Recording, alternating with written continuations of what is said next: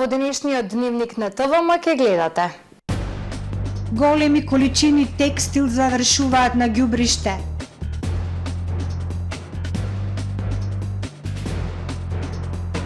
Националното здружение Храбро срце ја доби битката за бесплатни здравствени услуги.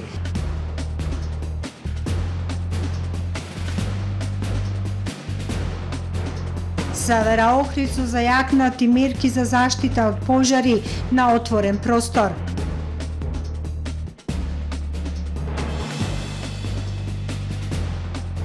Возобновен фестивалот Вевчанско лето.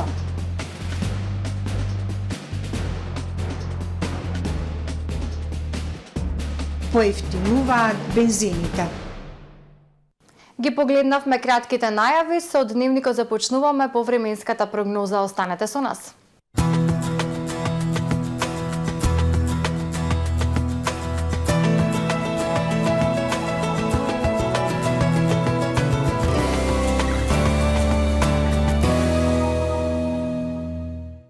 Сончево и многу топло време денес во Охрид со дневни температури високо над повеќегодишниот просек за овој период од годината. Максималната достигна 32 степени Целзиусови. Во текот на ноќта кон вторник времето ведро и топло. Утре над северна, североисточна Европа, локално во централна Европа, на север од Апенинскиот и Балканскиот полуостров нестабилно со врнежи од дожд и ветер. Во останатите делови од Европа времето претежно сончево и релативно топло. Во северните предели на Балканскиот полуостров во вторник времето умерено облачно и нестабилно со врнежи од дожд, ќе биде посвежо со пад на температурите. Во останатите делови од полуостровот сончево и топло, максималните дневни од 26 до 38 степени Целзиусови. Во Македонија во вторник сончево и топло време со слаб ветер од променлив правец. Минималните во благо опаѓање во интервал од 11 до 21, на максималните дневни температури од 31 до 41 степен Целзиусов. Во Охрид во вторник ќе преовладува сончево и топло време. Минималната 17, дневната 33. Во среда и четврток сончево со локална облачност и топло време, попладне и навечер нестабилно со врнежи од дожд и грмотевици, локални услови за врнежи од дожд. Минималната 20, дневната 31, односно 27 степени. Во петок сончево и топло време, минималната 18, дневната 31 степен Целзиуса.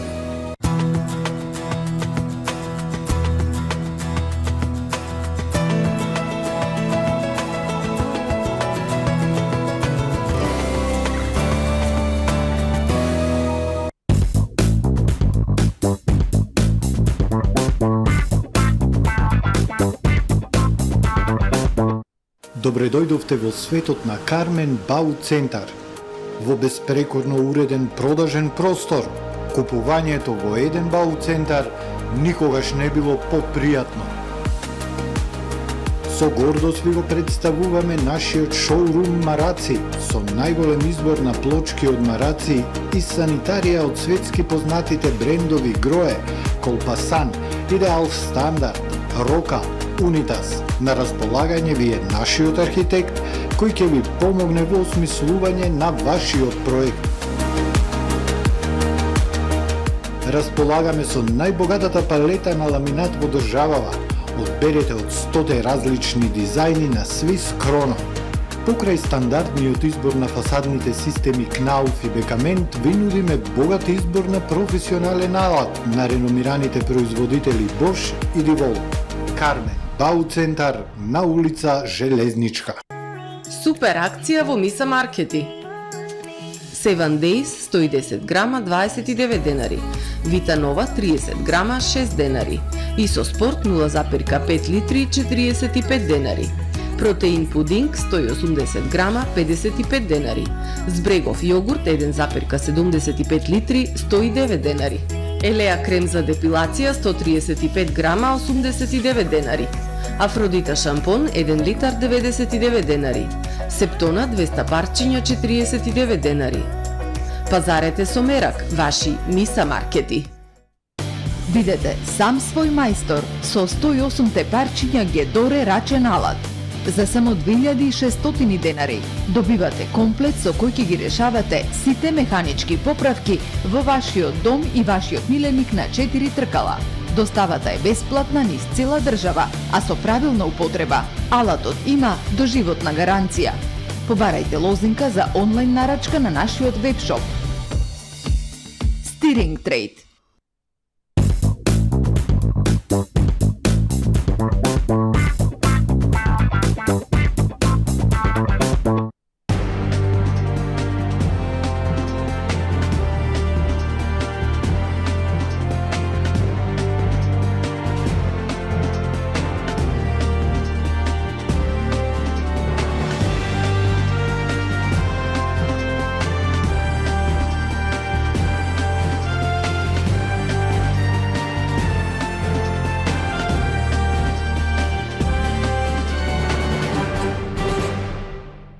Добар ден, прво издание на Дневникот на ТВМ.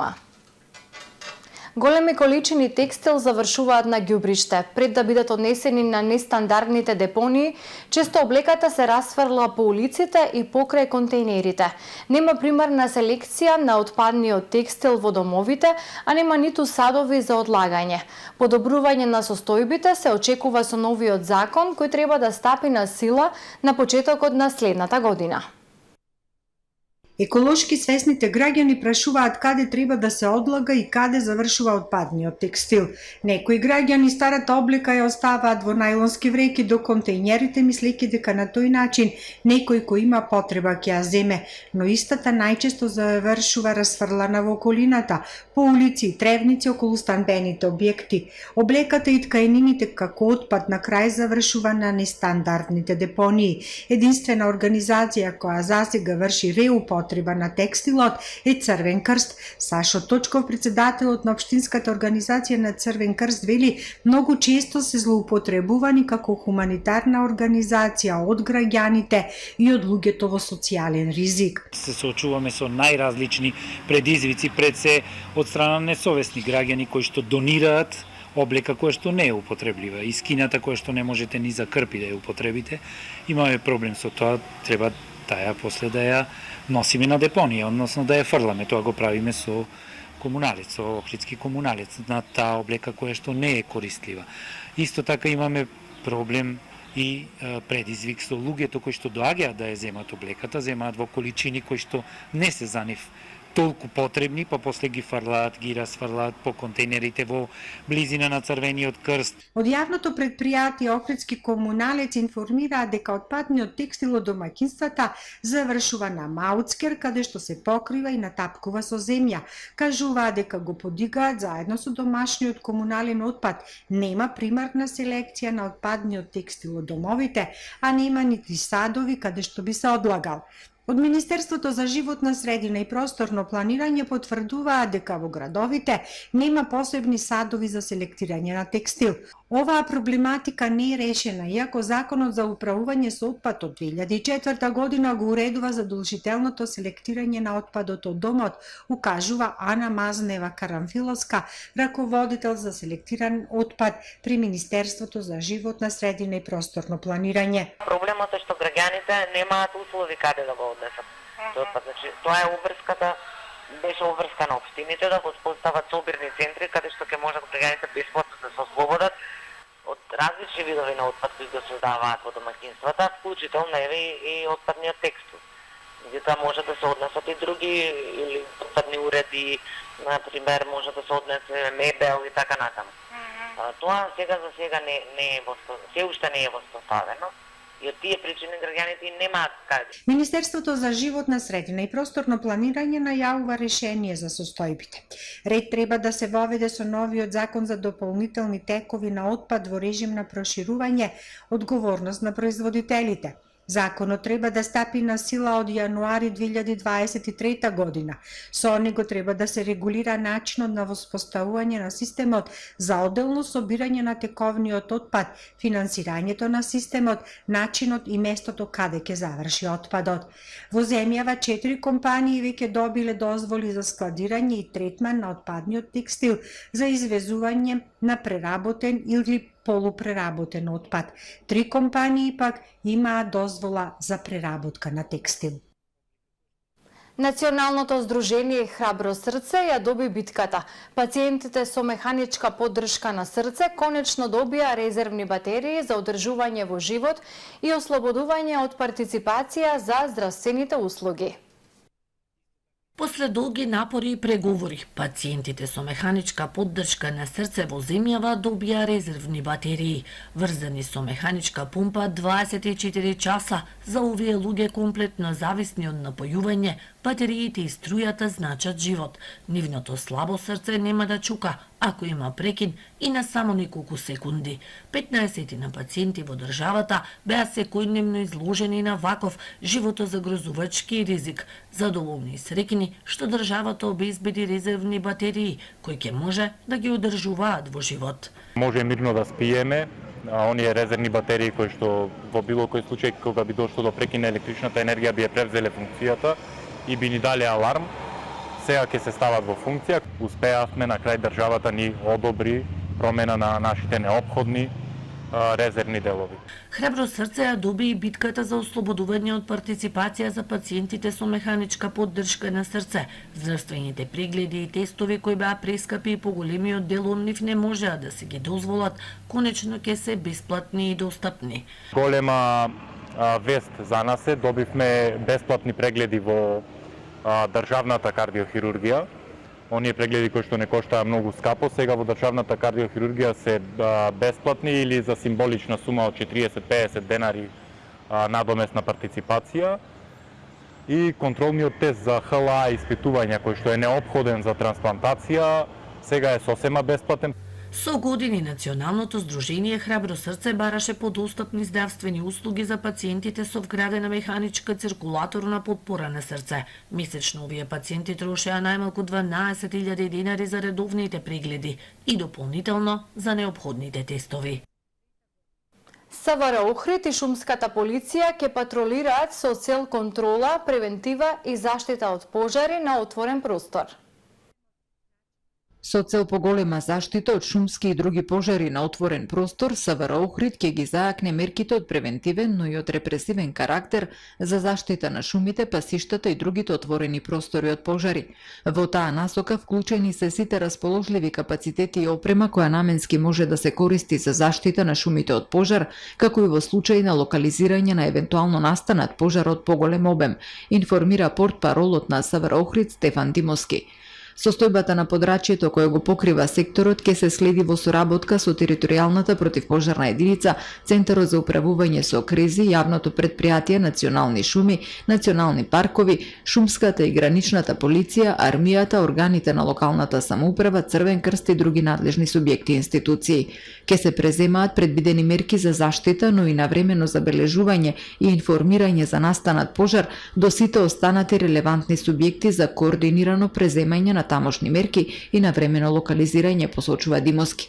Предвидено е полициски службеници заедно со шумската полиција да патролираат на отворен простор со цел елиминирање на опасноста од предизвикување пожар, како и надзор во претпријатијата што стопанисуваат со шуми и пасишта, при што на одговорните лица ќе им се укаже за потребата од зајакната контрола на терен. Од СВР додаваат дека ќе се интензивира соработката со институциите и на регионално ниво за размена на информации во врска настанати пожари, организирање дополнителна помош во опрема, техника, сили и средства со цел преземање заеднички понатамошни мерки. Посебен акцент е ставен на јакнење на свеста за заштита од пожари, информирање на населението преку средби со граѓани и локални совети за превенција и практична реализација на концептот соработка меѓу полицијата и заедницата.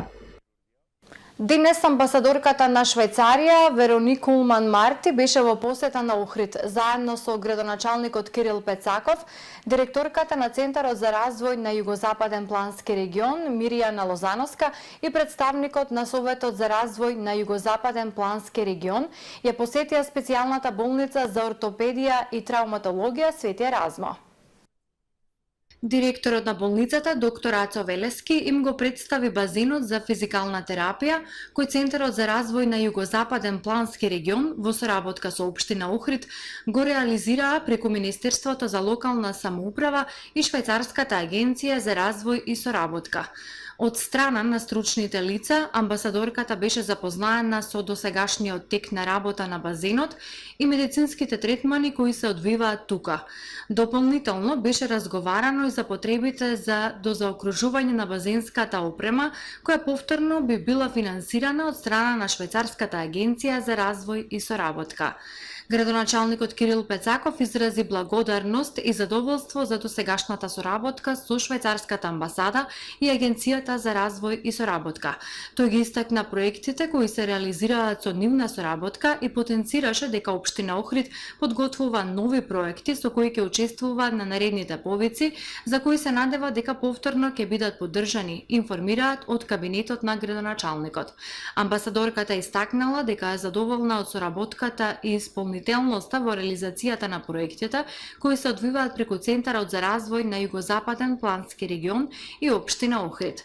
Потенцирала дека Охрид е високо во нивната агенда и дека во иднина се надева на реализација на нови проекти од интерес за градот. По 2-годишна пауза возобновен фестивалот Вевчанско лето. Голем број настани, представи, концерти, изложби, промоции на книги, трибини ќе го одбележат ова издание. Целта е културна промоција на Вевчани и привлекување што поголем број посетители. Богата програма на годинешното издание на фестивалот Вевчанско лето. По 2-годишна пауза поради пандемијата, културната манифестација годинава повторно со настани на сцените во Вевчани, представи, концерти и изложби, промоции на книги, трибини ќе го одбележат ова издание. Целта е културна промоција на Вевчани и привлекување што поголем број посетители. Со короната беше во застој Вевчанското лето, меѓутоа годинава решивме да го отвориме повторно. Покрај визуелните убавини да им понудиме и на туристите и на вевчанци духовна култура. Неделно ќе имаме активности, културни збиднувања. Во рамките на Вевчанското лето ќе се одбележи денот на непокорот, ќе се одржи и фестивалот на народна култура Пображење. Културни збиднувања, значи на различни локации ќе се во мултикултурниот ќе се изложбите, ќе има на Вевчанските извори ќе има настани. На 7-8 исто ќе го прославиме Вевчанскиот непокор, случајот со водата од 87-ма. Така да ќе има трибини, ќе има културни избиднувања кои ќе го збогатат и културната и туристичката понуда овде во Вевчани. Манифестацијата која започна на 16 јули ќе трае до 27 август е под покровителство на општина Вевчани. Фестивалот останува верен чувар на богатата автентична култура на Вевчанскиот крај. Поевтинуваат бензините. Од полнок цените на бензините се намалуваат за 1 денар, а на дизелот и екстралесното масло за домаќинство за 1,5 денари за литар, одлучи денеска регулаторната комисија за енергетика. Новата цена на Евросупер БС95 ќе биде 95,5 денари за литар, Евросупер БС98 ќе се продава по цена од 98 денари за литар, а дизелот по цена од 96 денари за литар. Екстралесното масло за домаќинство од полнок ќе се продава по цена од 94,5 денари за литар. Малопродажната цена на мазутот се зголемува за 0,374 денари по килограм и ќе изнесува 52,840 денари по килограм. А во продолжение да ги погледнеме и вестите од светот. Борбите продолжуваат со несмалено темпо додека инвазијата на Москва на Украина влезе во својот 6-ти месец, при што руските трупи немилосрдно гранатираа повеќе локации на север, југ и исток од земјата.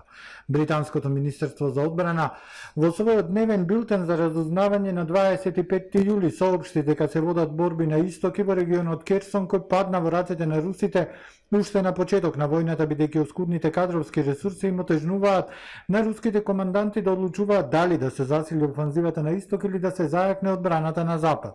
Генерал-штабот на украинските вооружени сили соопшти дека руските трупи на 24 јули продолжиле со обидите да преземат контролата врз електраната Вулехирск, лоцирана на 50 км североисточно од Донецк. Оваа централа е втора по големина во Украина и стратешка инфраструктурна цел која руските сили сакаат да ја освојат. Пожарот кој беснее четврт ден во близина на природниот резерват Дадија во североисточна Грција во близина на границата со Турција повторно се заканува на едно село поради што властите побара од граѓаните да ги напуштат своите домови по втор пат за кратко време. Пожарите кај Дадија и подрачната единица Илија се главните пожари во Грција, но уште многу пожари се шират низ земјата. На островот Лесбос, кој пожар се закануваше на одморалиште на јужната страна на островот, се чини дека стивнал.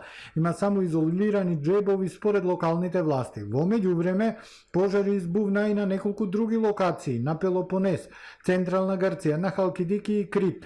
На подрачјето на Халкидики пожарникарите гаснат пожари на 3 локации. Околу 8 часот избувнал пожар утрово во Карвунас, во Неос Мармарас и Ситонја. Според грчките медиуми на место пристигнале 6 противпожарни возила, а во моментот пожарот не им се заканува на зградите. Високите температури заедно со силните ветрови, кои често го менуваат правецот, го забрзуваат ширењето на пожарот. Портпаролот на противпожарната служба Јанис Атропојос изјави дека досега се регистрирани 141 пожар. Владата на Мјанмар денеска објави дека ги извршила првите екзекуции по 50 години, како што се наведува екзекутирани со бесење се поранешен пратеник на Националната лига за демократија, демократски активист и двајца мажи обвинети за насилство. Екзекуциите биле извршени покрај молбите ширум светот за помилување на четворицата политички затвореници. Активистите биле екзекутирани во согласно со законските процедури за насочување и организирање насилни и нечовечки соучесници на терористички убиства, пишува државниот Mirror Daily. Министерката за човекови права Аун Мио Мин во владата на националното единство, влада во сенка формирана надвор од Мјанмарот како војската ја презеде власта во февруари минатата година, ги отфрли обвинувањата дека мажите биле вклучени во насилство. Робот, програмиран да игра шах за време на шах на отворено првенство во Москва, му скршил прст на момче кој му било противник, јавуваат британските медиуми. Роботот шахист му го скршил прстот на детето, изјавил и председателот на Московската шаховска федерација Сергеј Лазарев. На видеото објавено на социјалните мрежи се гледа како роботот го зема прстот на момчето и го крши, а 4 лица трчаат да му помогнат. Тоа е се во првиот дневник на ТВМ. Ви благодарам за довербата. Довидување.